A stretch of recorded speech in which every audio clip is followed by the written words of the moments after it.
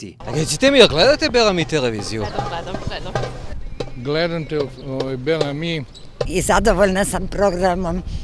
Nekada sam trebala da vodim dnevnik, ali nešto mi je drugo iskrslo, tako da sam bila primljena i mnogo mi je žao što nisam to uradila. Gledao sam je redovno dok nije nestala sa MTS.